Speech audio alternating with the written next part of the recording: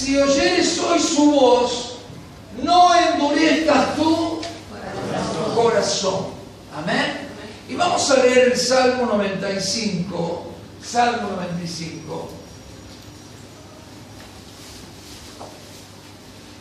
Desde el versículo 6 en adelante,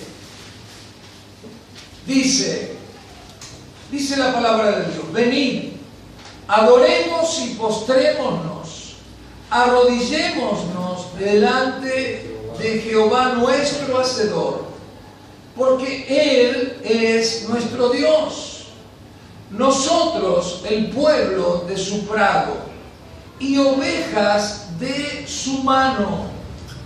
Si oyereis hoy su voz, no endurezcáis vuestro corazón como en Meriba, como en el día de Masá, en el desierto, donde me tentaron vuestros padres, me probaron y vieron mis obras. 40 años estuve disgustado con la nación y dije: pueblo es que divaga de corazón, y no han conocido mis caminos.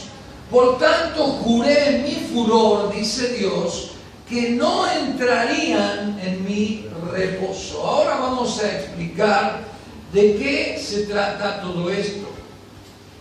Si la Biblia nos expresa que Dios sacó a su pueblo, al pueblo judío, lo sacó de Egipto. ¿Cuántos sabían esto? Amén. ¿Cuántos no lo sabían? ¿Verdad? Muy bien. El pueblo judío estuvo durante 430 años viviendo como esclavos en Egipto, ¿sí?, bajo la mano de distintos faraones que los esclavizaron y los hicieron trabajar como esclavos. Ellos tenían que fabricar ladrillos, y dicen los historiadores que con esos ladrillos construyeron todos los templos, las pirámides, todas las estatuas que hay, que algunas quedan todavía en el antiguo Egipto. Sí, lo cierto es que el hijo del hijo de Abraham, o sea Jacob, entró en Egipto, sí, entró en Egipto, pero luego terminó ese pueblo creciendo y creciendo. Solamente entraron 70 personas. 70 personas cuando ingresaron a Egipto. Entraron 70 personas. Con los años fueron creciendo y creciendo y multiplicándose, de tal manera que llegaron a ser más que los propios egipcios. Entonces los egipcios comenzaron a tener temor de los judíos, porque tenían miedo que ellos se rebelaran y tomaran el país. Por eso uno de los faraones comenzó a esclavizarlos, y luego durante siglos fueron esclavos. Y ustedes saben que Egipto, en el término bíblico, es un símbolo del mundo. Egipto, en la simbología bíblica, es un término que usa la Biblia para hablar del mundo. Y Faraón es un término que en la Biblia simboliza al propio Satanás. ¿Sí? Ahora, ustedes saben que Dios le había dado una promesa a Abraham. ¿Sí? Una promesa. Abraham era un hombre común y corriente que vivía en una ciudad llamada Ur de los caldeos, y de golpe escuchó la voz de Dios que le dijo: salí de tu tierra, dejá tu parentela y andate al lugar que yo te voy a mostrar. Y eso está en Génesis 12, del 1 al 3. Creo que lo había salteado, no, me parece que está atrás. Dice: pero Jehová había dicho a Abraham: vete de tu tierra y de tu parentela y de la casa de tu padre a la tierra que te mostraré, y haré de ti una nación grande, y te bendeciré y engrandeceré tu nombre, y serás bendición. bendeciré a los que te bendijeren, y a los que te maldijeren maldeciré, y serán benditas en ti todas las familias de la tierra. O sea, Dios formó un pueblo de un solo hombre que en este momento, Génesis 12, tenía 75 años, ¿sí? Y tenía una esposa 10 años menor, pero que era estéril. Y Dios le dice que de sus lomos va a salir una nación grande y que de esa nación serían benditas todas las naciones de la tierra. Y aún le da una promesa: yo voy a bendecir a los que te bendigan y voy a maldecir a los que te maldigan. Y Dios hizo un pacto con Abraham. ¿Qué hizo Dios? Un pacto con Abraham. Y la Biblia dice que Abraham le creyó a Dios. Y esa fe que tuvo Abraham, Dios se la contó por justicia. O sea, ustedes saben que la Biblia dice que no hay un solo justo en el mundo. Ni lo hubo, ni lo habrá. Solamente Jesucristo. Pero sin embargo, ¿sí?, cuando Abraham le creyó a Dios, este pacto que Dios hizo con él, dice que Dios consideró como justicia la fe de Abraham. Amén. A pesar de que no hay un solo justo. Por eso es que lo que nos salva es la fe.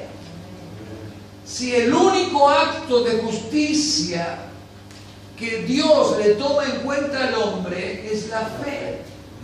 Y por eso es que por la fe somos salvos. Por eso es que Jesús dijo: vayan, prediquen el Evangelio a toda criatura. El que creyere será salvo, y el que no creyere será condenado. Lo que está diciendo: el que tiene fe será salvo, el que no tiene fe será condenado. Por eso la fe te salva, o la incredulidad te condena. El único acto de justicia que Dios le toma al hombre es la fe.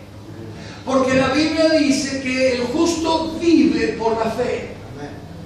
Y agrega: si llega a retroceder, no le agradará a mi alma. Pero nosotros no somos de los que retrocedemos, sino de los que avanzamos para salvación. ¿Amén?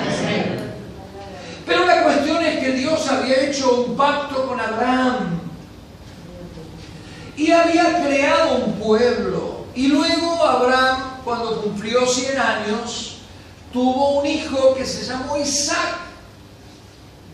Pero primero Abraham quiso ayudar un poquitito a Dios, porque pasaron 25 años y el hijo no venía. Y ustedes saben que no lo podemos ayudar a Dios. Dios no necesita que lo ayudemos. ¿Cuántos sabían eso? Amén. Cuando lo ayudamos a Dios, metemos la pata hasta el caracú. Y esto es lo que hizo Abraham. Vino Sara y le dijo: amorcito. Sí, a los hombres les resulta conocido esto. Cuando vienen y te dicen amorcito es porque algo te van a decir, ¿no?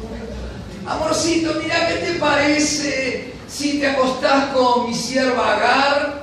Y ya que Dios se retrasa, vamos a ayudarlo un poquito. Tené un hijo con ella, porque yo soy estéril, ya casi tengo como 90 años y olvídate de que voy a tener un hijo. Entonces, Abraham, ni corto ni perezoso, el viejito dijo: vamos. ¿Sí? Y así fue como nació Ismael. Ahora, ustedes saben quién es Ismael. De ahí vienen, ¿sí?, todo este grupo del Estado Islámico, de estos terroristas que están poniendo bombas en todas partes. de ahí viene Ismael. Ismael es todo el pueblo árabe de donde surgió toda la religión musulmana, y ahora los fundamentalistas musulmanes, ¿sí?, son estos que ponen bombas, se explotan a sí mismos, que demuelen torres gemelas, que tiran aviones abajo y que hacen desastre y que son un dolor de cabeza para toda la humanidad. Así que no lo ayudes a Dios. No lo ayudes a Dios. Y no tomes decisiones sin consultarle a Dios. Saben, en una oportunidad de nuestras vidas no teníamos un mango, como se dice, ¿no? ¿Y qué se me ocurrió hacer a mí? Sacar una hipoteca. Lo quise ayudar a Dios en vez de confiar en su provisión. ¿Sabe lo que terminó pasando? Perdí esa propiedad. Cuando querés ayudar a Dios, te va mal. Cuando querés hacer las cosas sin consultar a Dios, metés la pata. Pero luego, a los 100 años, Dios le había dicho que iba a tener un hijo, y cuando Dios te dice algo, Dios lo cumple. Amén. Porque Dios no es como el hombre. Dios, cuando te dice algo, Él lo cumple. Ahora, Él tiene su tiempo. Amén. Él tuvo que esperar 25 años. Y no 25 años a los 20 o a los 30. Que uno dice, bueno, total, todavía. No, 25 a los 75 es como que vos decís, ya se me acabó la cuerda, ¿no? No me queda mucho más tiempo. Pero lo cierto es que Dios cumplió su promesa, ¿no? Y ahí nació Isaac, y después de Isaac nació Jacob. Y Jacob tuvo 12 hijos, que fueron las 12 tribus de Israel, ¿no? Y Jacob, junto con todos sus hijos, entró en Egipto, y ahí terminó siendo esclavo durante 430 años, esclavo de Faraón, ¿sí? Así como nosotros éramos esclavos antes de entregarle nuestra vida a Cristo, éramos esclavos de Satanás en el mundo. ¿Sí? El faraón decidía si les conservaba la vida o si los mataba. ¿Sí? Los obligaba a hacer lo que ellos no querían, y solamente les pagaba con penas y con dolor. ¿Les suena conocido esto? Y así estábamos nosotros antes de conocer al Señor. Hacíamos lo que no queríamos. ¿Cuántos hacían lo que no querían? ¿Sí? Y éramos esclavos, esclavos del pecado, esclavos de los vicios, esclavos de las pasiones, esclavos de lo que no es bueno, pero no podíamos dejar de hacer lo que no es bueno. Y la Biblia dice que la paga del pecado es la muerte. Y realmente vivíamos vidas lamentables, sin esperanza, sin futuro, atados al temor, ¿sí? El temor a las desgracias, el temor al fracaso, el temor a la muerte. ¿Cuántos tenían temor a la muerte? Uno solo. ¿Cuántos tenían temor a la muerte? Amén. Yo tenía terror a la muerte. Cuando me ponía a pensar, ¿sí?, en la muerte, me agarraba terror, ¿sí? Y por eso es que Dios envió un libertador para que sacara a su pueblo judío de Egipto, ¿sí?, y dejaran de ser esclavos de Faraón y se convirtieran en un pueblo libre, gobernado por Dios mismo. Ese libertador se llamó Moisés, que sacó a los judíos de Egipto. Pero a pesar de eso, el hombre, si bien fue libre de la esclavitud en Egipto y de Faraón, siguió siendo esclavo del pecado y de Satanás. ¿Sí? Y siguió siendo esclavo de su propia maldad, de sus propias miserias y de la maldición que cayó sobre la humanidad y sobre toda la creación a partir del que el primer hombre desobedeció a Dios. Y así estábamos nosotros. ¿Cuántos estaban así? Amén. ¿Saben que es un buen ejercicio levantar la mano? No se les va a gastar el codo o el brazo o el hombro. Si quieren, levántenla tranquilo. Amén. Así estábamos nosotros. ¿Cuántos dicen amén? Amén. Amén. Gloria a Dios. Porque si no es como que yo les predico a las paredes, ¿saben? Y yo necesito este feedback, ¿sí? De que yo hablo y ustedes también me contestan. Está bueno, ¿no? ¿Qué les parece? Amén. Por eso es que seguíamos esclavos de Satanás, de nuestros pecados y de la maldición que había caído sobre la humanidad.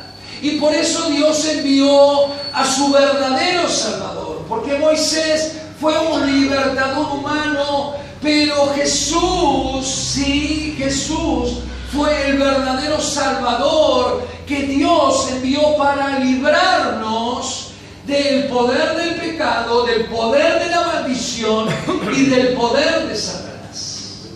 Para que ya dejáramos de ser esclavos y para que ahora fuéramos libres. Dicen amén. Amén. Hebreos 2:14 dice: así que por cuanto los hijos, habla de nosotros, ¿cuántos hijos de Dios hay? Amén. Así que por cuanto los hijos participaron de carne y de sangre. ¿Cuántos participan de carne y de sangre? Jorgito solo. ¿Sí? Fede, ¿te olvidaste tu cuerpo en casa? ¿De qué es tu cuerpo? ¿De metal?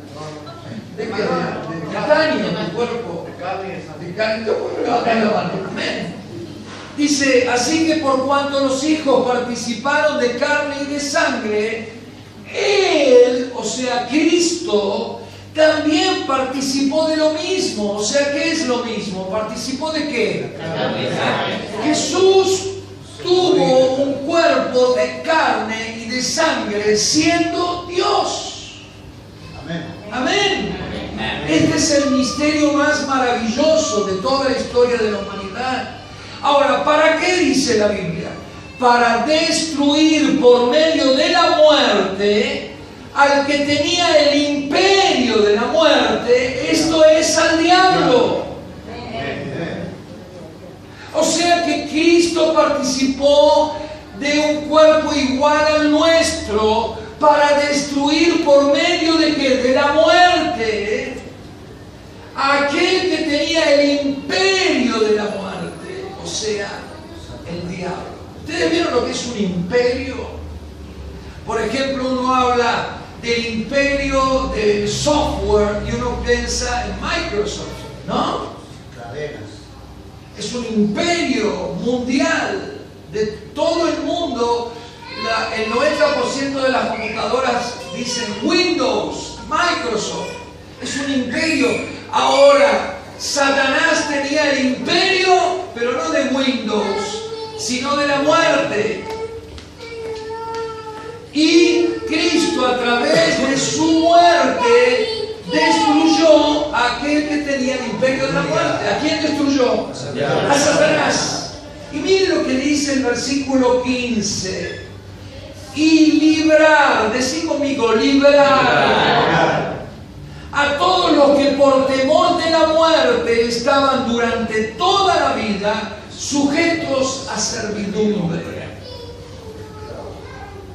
Por temor de la muerte estábamos durante toda la vida sujetos a servidumbre. Amén. Amén. Mire, yo tengo mucho que hacer todavía en este mundo y lo sé, pero más me gustaría estar con el Señor. Amén. Pablo lo decía, la verdad que no sé dónde estar. Si fuera por mí estaría con Cristo en el cielo, pero todavía sé que me queda mucha obra por hacer y por eso me quedo todavía. Pero lo que viene no se compara con esto, querido hermano. Amén. Amén. Ahora, Cristo nos hizo libres. Amén. ¿Cuántos pueden decir, yo soy libre? Amén. Otra vez, yo soy libre. Para la gloria de Dios. Ya basta de decir que soy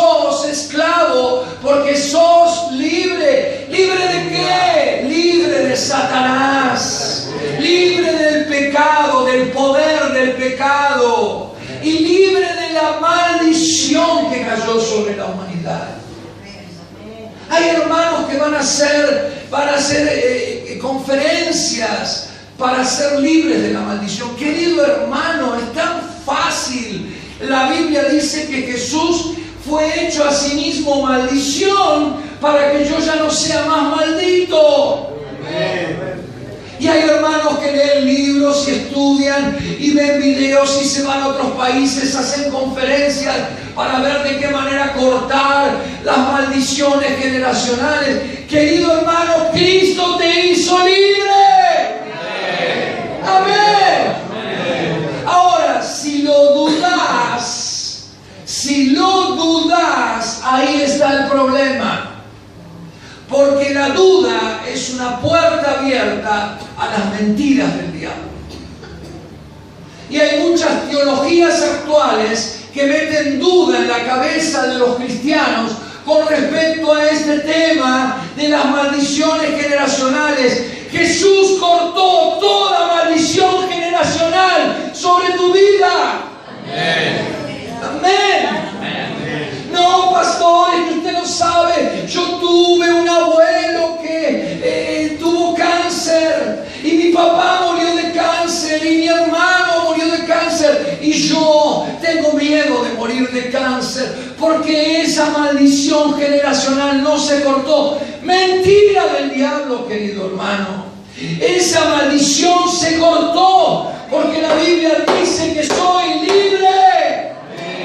Gloria a Dios. Dale un fuerte aplauso a Jesús.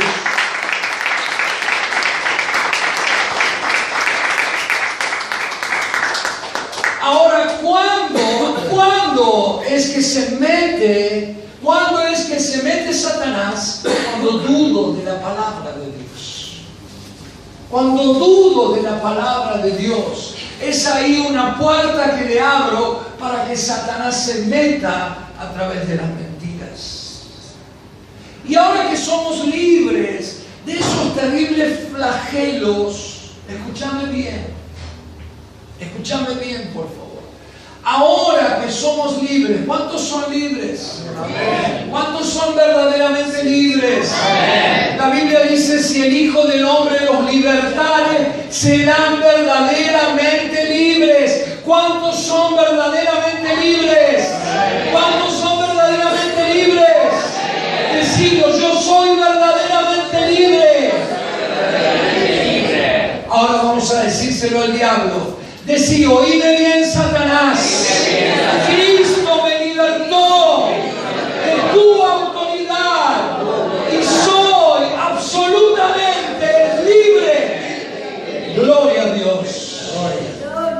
Pero escúchame bien, ahora que soy libre de estos flagelos, el flagelo de la autoridad del pecado sobre mi vida, el flagelo de la autoridad sobre la maldición sobre mi vida, el flagelo de la autoridad sobre Satanás sobre mi vida. Ahora que soy libre, escúchame bien, tengo que mantenerme en libertad. Tengo que mantenerme en libertad. Si cada día de nuestras vidas, si cada día tenemos que recordar que fuimos libres del pecado de Satanás y de la maldición, pero que hemos sido hechos siervos de Jesucristo.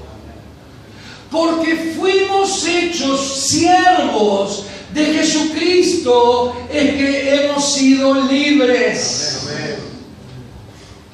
Ahora, no somos esclavos de Jesús. Somos siervos de Jesús. ¿Cuántos siervos de Jesús? Porque Él es nuestro dueño. Pero no porque Él nos haya oprimido, obligado, sino porque hemos tomado la decisión personal y voluntaria de entregarle a Él nuestras vidas voluntariamente. ¿Por qué? Porque lo amamos. porque lo amamos, porque estamos realmente deslumbrados con su perfección, su santidad, su belleza. ¿Cuántos pueden decir amén? Por eso es que ahora somos siervos de Jesucristo. Pero acordémonos cada día que de eso depende que mantengamos la libertad de esos tres terribles flagelos que antes nos gobernaban y nos oprimían. Cuando yo dejo de ser siervo de Jesucristo, es porque Él deja de ser mi dueño. Cuando yo dejo de ser siervo de Jesucristo, es cuando yo lo dejo de hacer a Él mi Señor. El otro día yo decía que no existe en el vocabulario la palabra no Señor. O sea, no puede la palabra Señor ir antecedida de un no, porque entonces ya pierde sentido la palabra Señor. No sé si me entendés. Porque cuando uno le dice que no al Señor, Él deja de ser Señor de mi vida. Porque al Señor siempre se le dice sí, Señor. Amén. Amén. Amén. Cueste lo que cueste y pierdas lo que pierdas, pero Él es el Señor. Ahora, si yo dejo de permanecer en esa condición de siervo, eso me vuelve a colocar en la posición de esclavo. ¿Hola? Amén. Te lo digo de vuelta, si yo dejo de permanecer cada día en esa condición de siervo de Jesucristo, eso automáticamente me convierte y me pone en otra posición y me vuelve a ser esclavo, y Satanás me pone las esposas, los grillos y los cepos y las cadenas. Lo mismo lo hace el pecado y lo mismo lo hace la maldición. ¿Hola? Amén. Miren lo que dice Romanos 6:22. Esta palabra te dice lo que acabo de decirte. Mas ahora que habéis sido libertados del pecado y hechos, ¿qué cosa? Siervos de Dios. Tenéis por vuestro fruto la santificación y como fin la vida eterna. O sea, yo fui libertado de la esclavitud porque soy siervo. Y siempre y cuando yo me mantenga en mi posición de siervo. Sí, la única manera de mantenerme como siervo de Jesucristo es la obediencia. ¿De qué estábamos hablando? De obediencia. Miren, la voluntad de Dios no es que nosotros volvamos a la esclavitud. La voluntad de Dios no es que nosotros volvamos a la esclavitud. En ese pasaje que leíamos del Salmo 95, ahora vamos a explicar qué pasó. El pueblo judío que había sido libertado de Egipto y de Faraón y de la esclavitud, ¿saben lo que querían hacer? Querían volver a Egipto. ¿Qué clase de negocio es ese? ¿Qué clase de negocio es ese? Ahora, la voluntad de Dios es que no volvamos a ser esclavos. La voluntad de Dios es que sigamos siendo libres. Pero para seguir siendo libre tengo que mantenerme firme en la posición de siervo de Cristo. Y los siervos lo que hacen es obedecer. ¿Saben? Miren, es tan simple. Nosotros la complicamos, querido hermano. Nosotros complicamos las cosas. Solamente obedecer. Jesús dijo: cuando hayas hecho lo que yo te dije que hicieras, decí, siervo inútil soy porque hice lo que me mandaste. O sea, de golpe la gente te ve que estás creciendo, que estás madurando, que sos una persona diferente, te ven cambiado, te ven transformado, sí, y entonces uno corre el peligro de creérsela. Pero no, eso es porque somos siervos inútiles. ¿Por qué inútiles? Porque lo que nos llevó a ser mejores no nos salió de este lugar, de la cabeza, del cuerpo, ¿sí? Sino que nos salió de aquel que está dentro de nosotros, que nos dijo lo que teníamos que hacer para ser mejores y nosotros le obedecimos. Y uno corre el peligro de decir, wow, estoy bárbaro. ¿Sí o no? Pero para mantenerme en libertad, tengo que mantenerme en la posición de siervo. ¿Y los siervos qué hacen? Obedecen. ¿Cuántos siervos hay aquí? Amén. A ver, ¿cuántos siervos hay ahí? Amén. Bien arriba, bien arriba. Amén. ¿Cuántos siervos hay aquí? Ahí, bien arriba. ¿Cuántos siervos hay aquí? Amén. Ahora, ¿qué hacen los siervos? Obedecen. ¿Qué tenés que hacer? Obedecer. ¿A quién? A Cristo. Miren lo que dice Gálatas 5:1.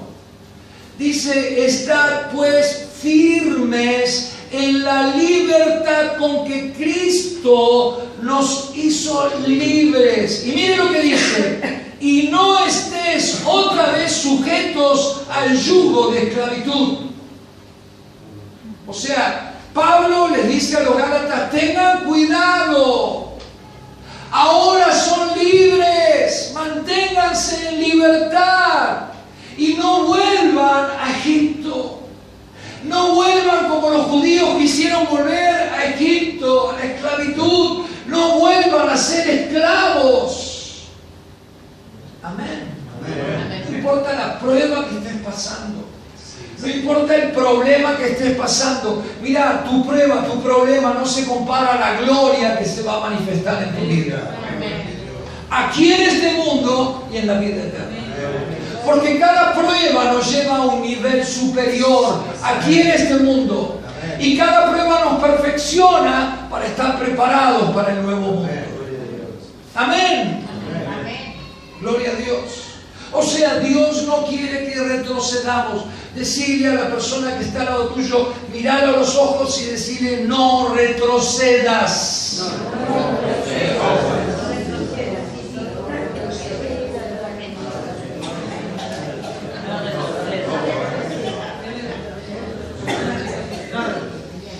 Bueno, ¿cuántas veces se lo hace? Dios quiere que nos mantengamos libres. Amén. Porque Él pagó un precio muy alto por nuestra libertad. Él pagó un precio muy alto por nuestra libertad. Por eso es que Dios no quiere que retrocedamos y Dios quiere que nos mantengamos libres. Pero el precio de nuestra libertad se llama obediencia. Vamos entendiendo, ¿eh? ¿Cómo se llama el precio de nuestra libertad? Obediencia. Amén. Primera de Pedro 2:16.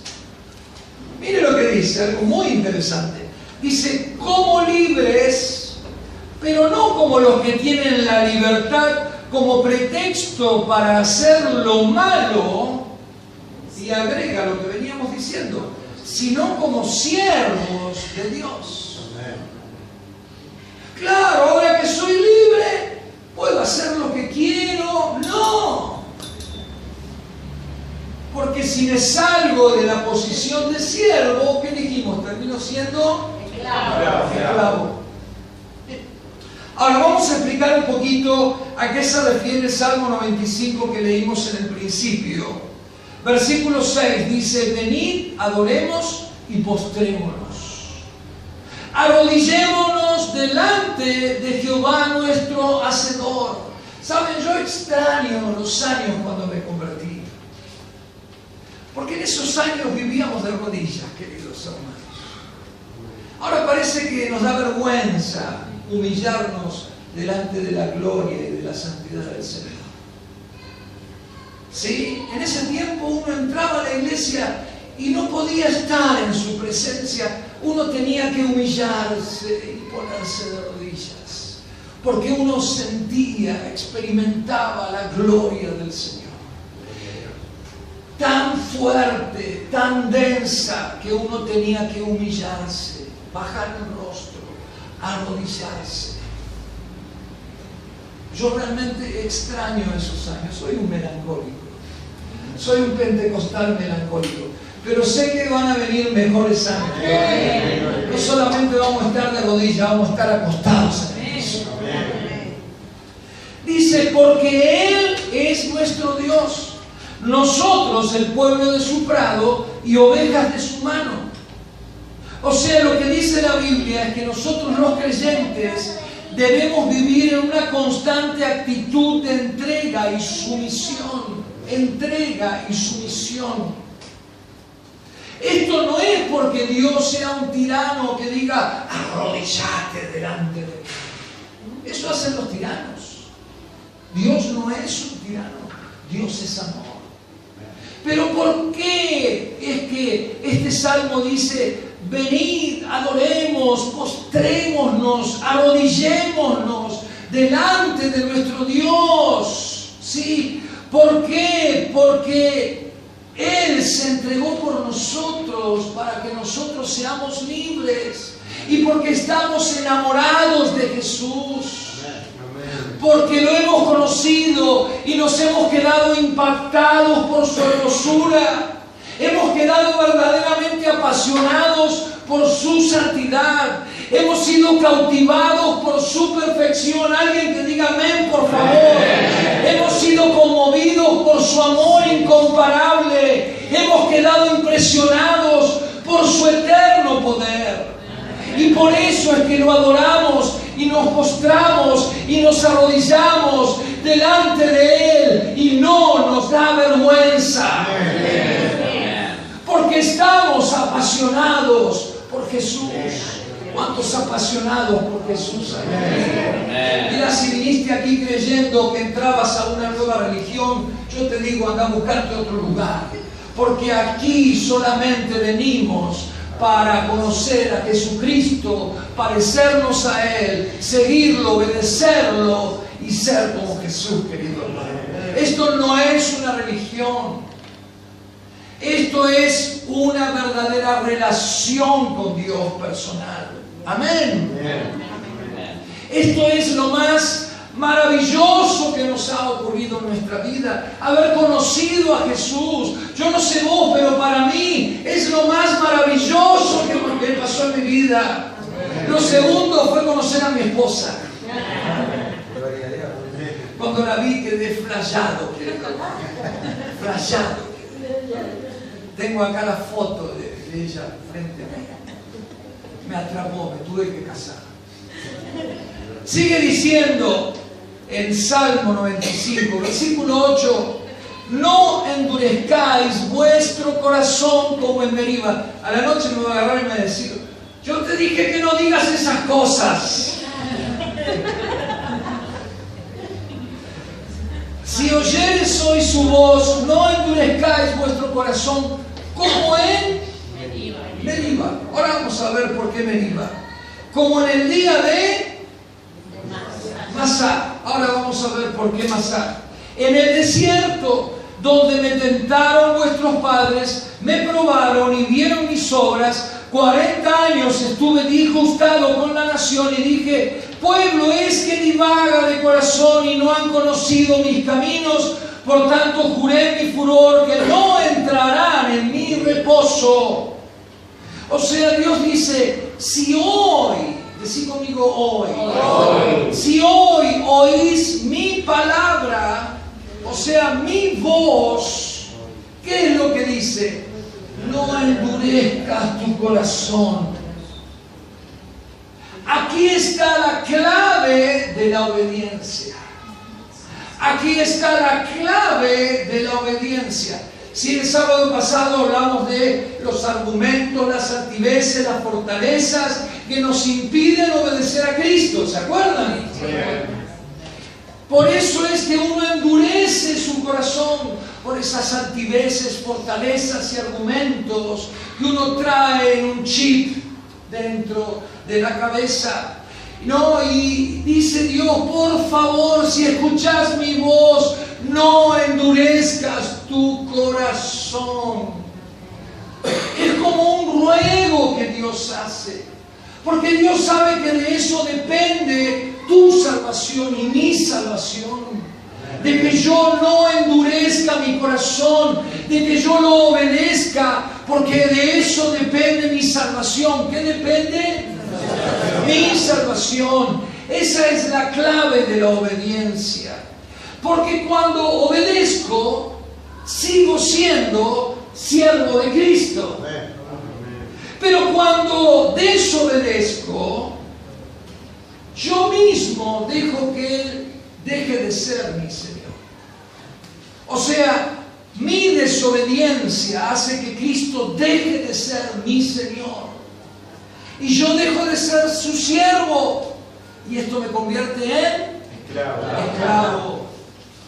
Y lo que dice la Biblia es que si dejo de ser su siervo, sí, automáticamente me convierto en esclavo.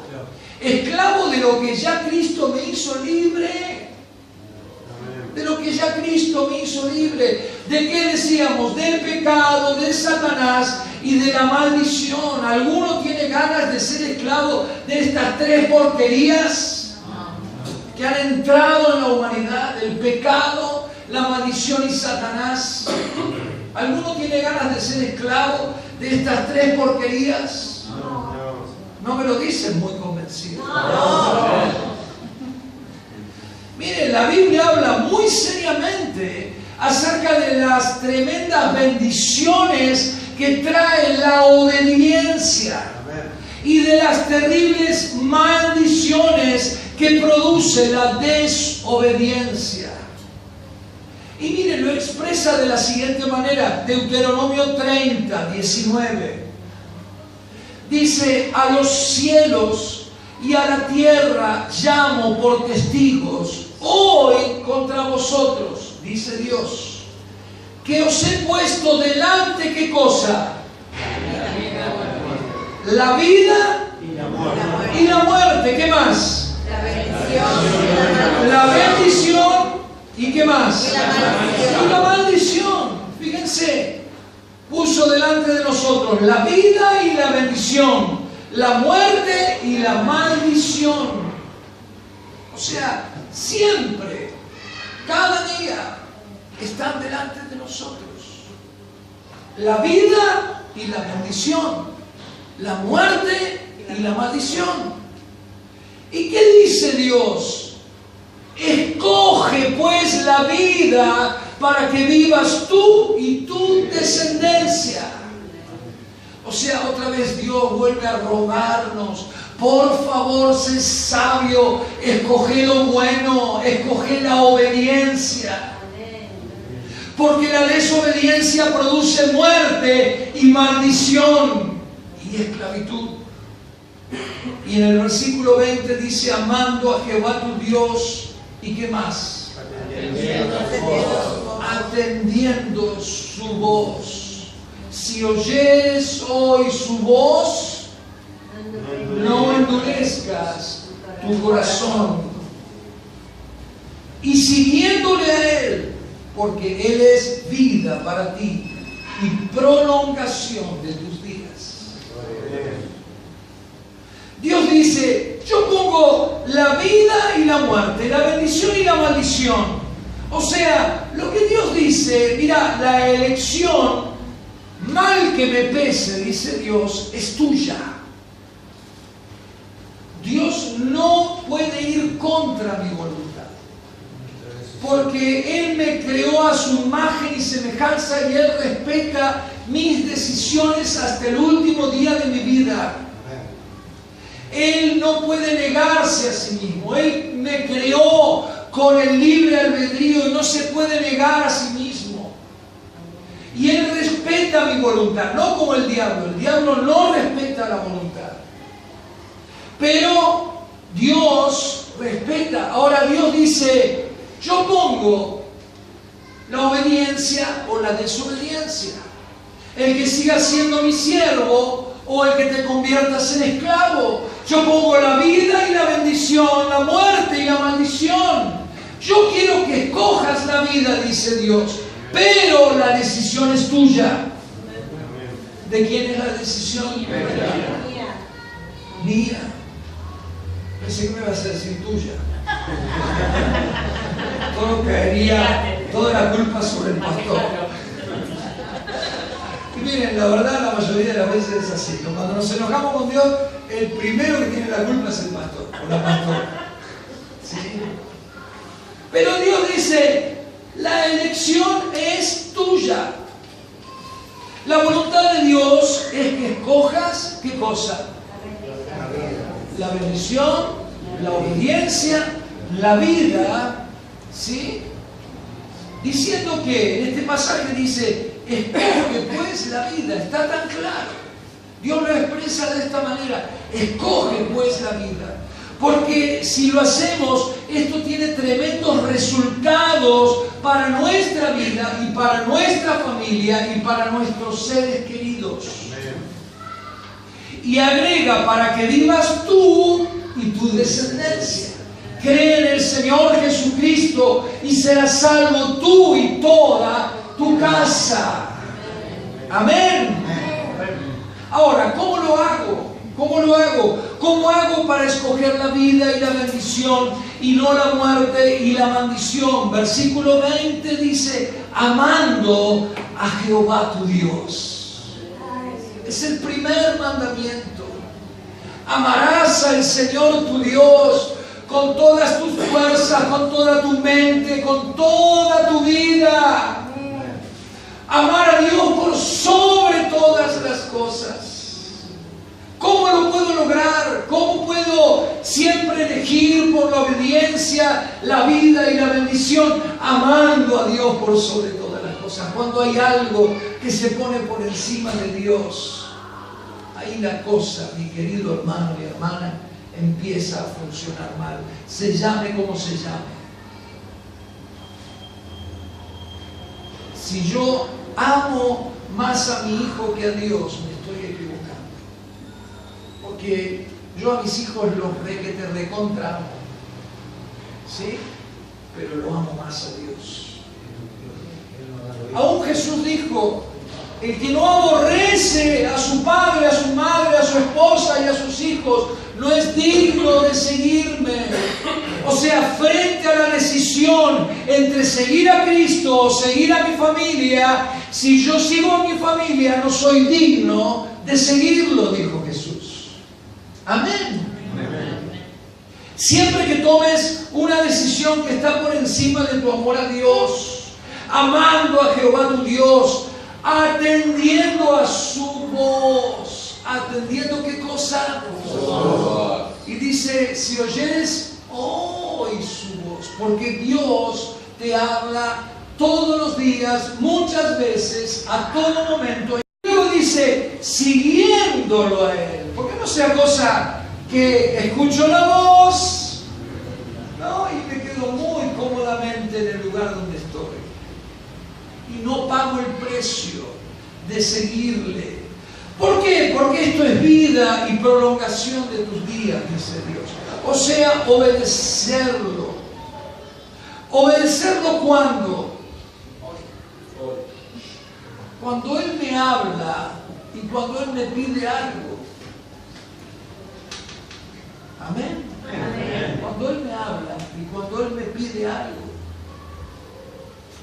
No por preceptos religiosos, no por enseñanzas de hombres, no porque la religión te enseña que tenés que hacer esto y lo otro y esta práctica y esta liturgia y esto. No, es cuando Dios te habla. ¿Sí?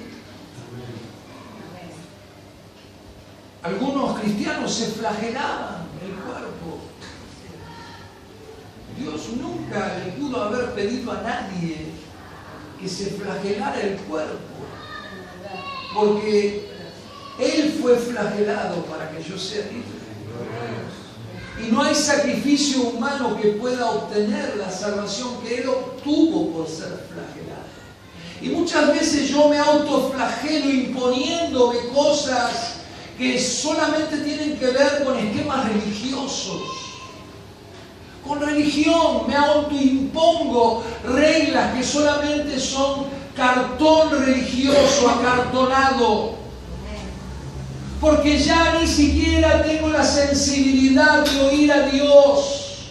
Porque es más fácil hacer lo que ya aprendí a hacer que escucharlo a Dios todos los días.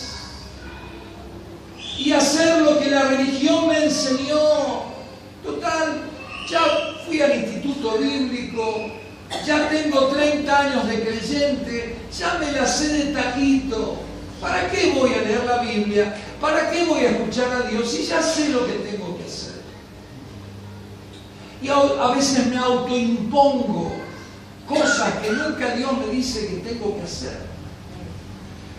Pero si yo tengo sensibilidad, ¿sí?, el Señor me va a hablar. El Señor me va a seguir hablando. ¿Saben? Hay hermanos que a mí me pasa. Uno les quiere dar un consejo.